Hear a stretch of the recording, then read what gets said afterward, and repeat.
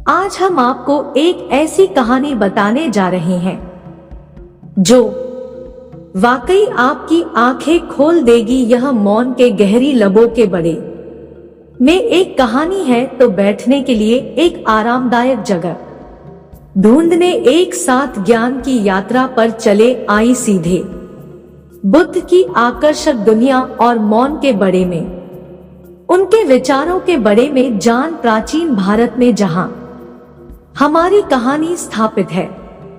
महान बुद्ध एक शांतिपूर्ण ओपन में रहते थे। उन्हें अक्सर हरे भरे पेड़ों और पत्तों की हौकी सरस राहत से गिरी प्रकृति की शांति में शांति मिलती थी। बुद्ध जो अपने महान ज्ञान के लिए जान जाते थे, सोचते थे कि मौन भीतर शांति अपने का एक विशेष तरीका है। उन्होंने इसे केवल शब्दों की कमी के रूप में नहीं देखा, उन्होंने इसे अपने बड़े में और अधिक जन और अधिक बुद्धिमान बने का एक मजबूत तरीका भी देखा। एक दिन राज नाम का एक जिज्ञासु व्यक्ति बुद्ध के पास यह पूछने गया कि अंदर शांति और खुशी कैसे पे जाए। राज्य के पास बहुत सारे सवाल थे और उसका दिल शांति की चाहत रखना था। उसने बुद्ध से पूछा, गुरुवार, मुझे इस पागल दुनिया में वास्तविक शांति कैसे मिलेगी? राज, मन का मतलब सिर्फ बात ना करना नहीं है,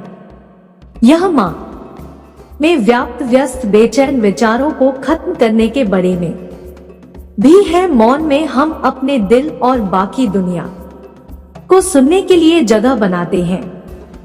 बुद्ध ने एक सबक सीखने के लिए एक शांतिपूर्ण कमल तालाब की यात्रा को चुनाव, जो आसन और गहरा दोनों था। जब वे तालाब के किनारे बैठे थे तो पानी की साथ दर्पण की तरह थे और शांत ही बुद्ध ने कमल के फूलों की ओर इशारा करते हुए कहा, जैसे कमल तालाब की गांधी गहराई से बढ़ता, वैसे ही आंतरिक शांति मौन की गहराई से बढ़नी है। बुद्ध ने राज को विचारशील मन के मार्ग पर ले गए और उसे ध्यान करना और अपने बड़े में सोचना सिखाया। उन्होंने शांत बैठने और अपने विचारों का मूल्यांकन ना करने का प्रयास किया। समय के साथ राज को गहरी शांति और सफाई का समय मिलने लगा। समय के साथ राज का दिमाग एक शांतिपूर्ण झील में बादल गया, जो उसके आसपास की दुनिया की सुंदरता को प्रतिबिंबित करती थी। जब राज्य में मौन का अभ्यास किया तो वह अपनी समस्याओं, भाई और रास्ते में आने वाली अन्य चीजों से छुटकारा अपने में सक्षम हो गया। उन्होंने सीखा कि सच्ची खुशी बाहरी चीजों से नहीं बल्कि अंदर की संपत्ति से आई है। राज का परिवर्तन इतना प्रेरणादायक था कि उसने जो सीखा था उसे दूसरों को सीखने के लिए प्रेरित हुआ। राज को एहसास हुआ कि मां सिर्फ उसके लिए ही नहीं बल्कि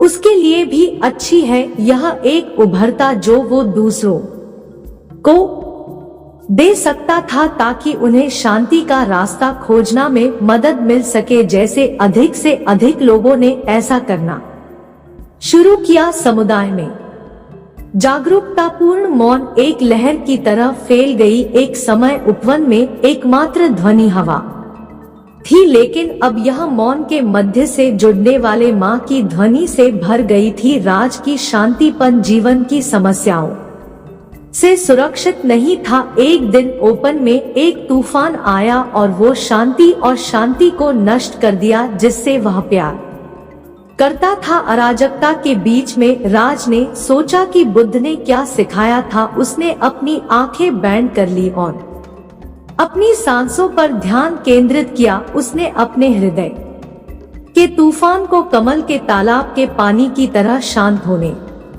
दिया। अपने ध्यान के दौरान राज को बहुत साफ समझ हुई। उसे एहसास हुआ कि जैसे तूफान ने तालाब की गहराई नहीं बदली है, वैसे ही बाहरी चीजों से उसकी आंतरिक शांति खराब नहीं होनी चाहिए। इस नई समझ के साथ राज तूफान से मजबूती से बाहर आया और दिखाए कि मौन का अभ्यास जीवन कि समस्याओं से खुद को बचाने का एक तरीका था। राज की यात्रा ने उसे यह भी दिखाए कि करुणापूर्ण मौन कितना शक्तिशाली हो सकता है। दर्द या उदासी के समय में राज ने शिखा की दयालु हृदय के साथ मौजूद रहना बहुत सारे शब्दों के अलावा भी बहुत कुछ कह सकता है।